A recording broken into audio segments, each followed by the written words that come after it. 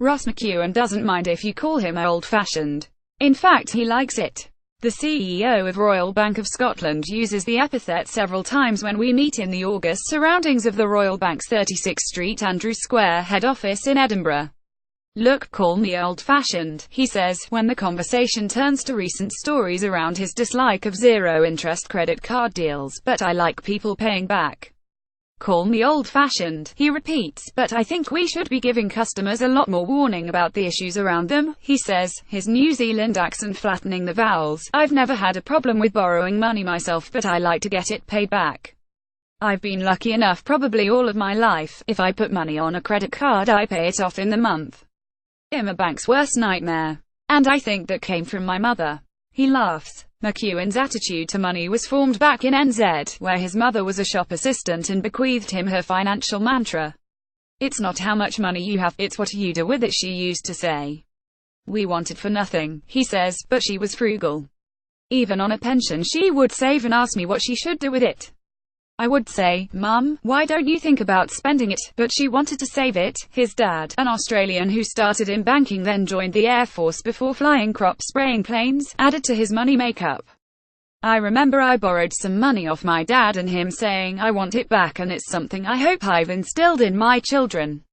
If they borrow money, they've got to pay it back. They got pocket money but had to do things for it, and now both of them are working and able to save. My daughter started her business from zero. Yes, I helped her get that up and she's paying me back. I want her to, not because it's important to get the money back, but it's important she learns the value of money." And does he get Dad's rates for his tea and scone at her cafe in London? "Oh, I pay full price. The staff say to me, 'Do you get the staff rate?' And I say, 'No, Dad pays the full price.'" He laughs. "I've learnt a lot watching the pain and anguish that goes into building a business. Same with our other daughter. I can help with money, but it's nice to see them paying it back." McEwan is approachable, but isn't afraid to say no when it's required. "I think that's something we as banks forgot to do and why we ended up in crisis. Tell people why, but if the right answer is no, that's the answer." As for zero-interest credit deals, he wants more information about the charges, penalties and rate hikes. With these products, around 50% of people get to the end of the time and roll again. And when the rate changes, 60% don't even know what it's going to change to. To me that's fundamentally wrong. He's similarly phlegmatic on the subject of compensation for victims of fraud and happy to have started a debate with his comments. "Look, if people hand over their passwords, should the bank be accountable? I don't think so. We take care of vulnerable customers and put measures in place. We've a new tool that can detect if it's you using your device, and need customers to take responsibility too. If someone hands over their card in a bar and all their mates buy drinks on it, should the bank have to pay for that?" He laughs. "I wouldn't have thought so. Maybe customers are forced online by closures, I suggest," but McEwan is adamant they are voting with their fingers and choosing digital. So who is Ross Maxwell McEwan, the straight-talking Kiwi who took on the job of restoring the 290-year-old bank's reputation when he stepped into the CEO chair in 2013? What kind of person wants to take on customer and shareholder ire after the Fred Goodwin years and the bank's part in the financial crisis of 2008, to be accountable for the subsequent £45 billion government bailout? Born in New Zealand 60 years ago, my dad's family was from County Clare in Ireland, part of a clan pushed out of Scotland about 500 years ago. His family went to Australia, then Dad moved to New Zealand. McEwan is based in London with his wife Stephanie and two grown-up daughters, but up here all the time. Tall and rangy, with short dark hair, HE's business smart in dark blue suit, striped blue and white shirt. His blue tie has tiny flashes of color, but it's discreet, and a smartwatch is a reminder of the bank's digital direction. He's every inch the respectable banker, warm, courteous and polite as he shows us around the recently refurbished building, the banking hall with its beautiful star-studded dome, the offices and boardroom. He points out the portrait of John Campbell, cashier during the 1745 Jacobite Rising that hangs on one wall. More flamboyant than today's chief banker, Campbell is resplendent in a black and red kilt. There he is in his tartan, says McEwan. Of course he shouldn't be wearing that because it was banned at the time, he says, and laughs. Part of McEwan's job is to rehabilitate the bank, rebranding as the Royal Bank of Scotland once more and pushing RBS, the investor brand, out of focus. Queen to stress the bank's profile in the community. There's a Money Sense program in schools, and this summer HES been out and about chairing an Edinburgh International Book Festival QA event with Crash Bang Wallop author Ian Martin.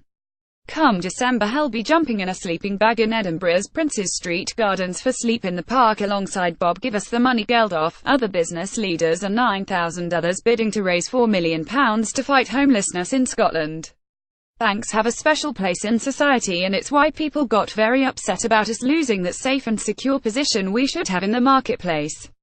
Businesses should be good citizens, but we have an additional responsibility because of the fundamental role of lending into communities, he says. But why would anyone want to take on such a job, given the bank's low reputation after the financial crash? Look, this is one of the iconic jobs in banking.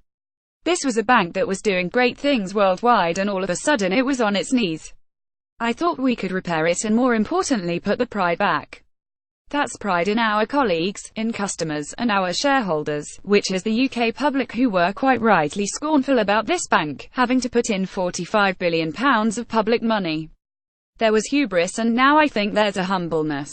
We're here to serve customers and make money long-term for shareholders by looking after customers. McEwan is optimistic, with the bank, Scotland's largest private sector employer with 10,500 of 92,400 staff based here, reporting an operating profit for the second quarter of this year of £1.2 billion compared to a £695 million loss in the same quarter of 2016, a 24% rise in income and 32% fall in operating costs compared to the previous year.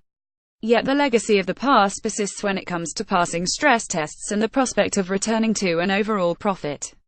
Then there's the question of a return to private ownership. If we resolve the two outstanding issues, the divestment of some of our SME small and medium-sized enterprise customer base around Williams Glyn and the issues around mortgage-backed securities that we and others have been fined over, we believe this bank will make money again in 2018. The core bank has been making money, it is restructuring and conduct and litigation that's been dragging it down. There are two things a financial institution has that it must guard very, very strongly. The first is financial strength, and we lost that. We were broke, so we've been rebuilding and are a very strong bank now. The second is reputation, and we damaged that very, very badly. I think the repair job is going to take some years. We're getting better, but we still have a long way to go. So how did he set about turning round the bank's reputation? We had really good positions in the UK and Republic of Ireland to serve customers long-term and make money, so we brought the bank back from 38 countries down to 14, reshaped and got rid of assets and products that didn't make sense for us. We've dealt with most of the legacy issues and are in better shape, but reputations are not rebuilt in a year, and this bank did very severe damage to its reputation. We were seen as the bank that brought down the UK economy, along with others, but we were a big part. We had focused on growth as our prime driver instead of customers. The UK taxpayer ended up saving this bank, so we had to refocus onto customers and rebuild. Another concern for McEwan right now is Brexit, which he approaches from a customer point of view. How do we keep them able to trade so we don't have a big drop-off in productivity and business in the UK? We will look after customers. We've got a bank license in Amsterdam we can purpose easily and have a European entity with about 150 staff, although our HQ will be in the UK. As for a possible Indie Reef too, his approach is similarly pragmatic. Oh, I'll leave that for the Scots to work out for themselves, he says. Yeah, I don't get a vote for the bank. We wouldn't operate any differently. We'd take the plaque to England, the reason being this bank is just too big for the Scottish economy to have reliant on it if something goes wrong. We've got a very large Scottish business, 1.7 million personal customers, 140,000 business and commercial customers, 27,000 charities and about 30,000 private banking customers, and we'll be here to look after them. We will look after the Scottish people in or out of an independence arrangement. McEwan prides himself on changing a culture that lacked openness to one where staff and customers can ask whatever they like. So in that spirit, does he think HES worth the pay packet that was reported as around £3 million last year? I think it comes round to what the market pays for a skill anywhere. You're going to be paying for a resource of any sort, and I am a very well-paid executive. I don't think there's any other answer to that. As for whether this insulates him from the financial realities the rest of us struggle with, he says, do you know, most of my friends do not earn anywhere near what I earn. My family do not earn what I earn. And I go back to, it's not what you get paid so much as what you do with it. I have seen wealthy people end up with nothing and those who have earned a basic wage ending up reasonably well off, so rather than buy a house back in New Zealand to return to one day, McEwan and his wife have invested in a cattle farm near Auckland. I'm not a farmer, he says, but wanted to put money into something that will grow, to see good people grow a business. To see productivity going up and people growing themselves, that's interesting for us. McEwan has always professed to be a people rather than numbers man, so is it true that he failed accountancy level 2 while studying for his business studies degree? I did. He laughs and takes a long sip of his tea. It's not something someone who is running a bank should be proud of, but in my first year I passed all papers plus an additional one, so there was a little bit of a slack in the second year, which flowed into the third year. And I'm reasonably good with figures. I can see important trends as opposed to wanting to be an accountant, and a business is about people. But to me, university's a great experience and you develop as an individual. It was also where I met my wife, so it was a good place to be. She was in the women's basketball team and I was in the men's, so we did a lot of traveling and it was a lot of fun. Stephanie went on to graduate in food management and today works with her daughter in her cafe. After graduation, McEwan worked his way up at Unilever, Dunlop and National Mutual, and by 40 was NZ chief executive for AXA. First NZ Capital Securities and the Commonwealth Bank of Australia, followed then he joined RBS in 2012 to head their retail banking. He's used to responsibility, but what wakes him in the middle of the night? Things like fraud, money laundering, cyber attacks, keeping the bank safe. Or an outage like 2012, which I would say could never happen again, but were prepared for with better technology and support.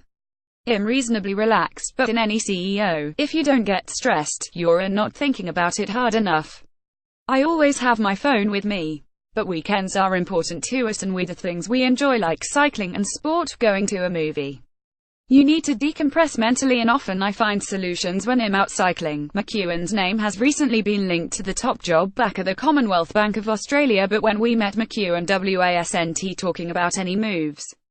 I'm here while the board wants me. I want to see the bank on a really strong path to focus on customers and making money and starting the government out process. That would be important for me. I'd love to see the Scottish people really proud of this bank again, because it's their bank and the UK public saved it. The biggest reward for them is to have a good bank back. At Jeanette Risty too.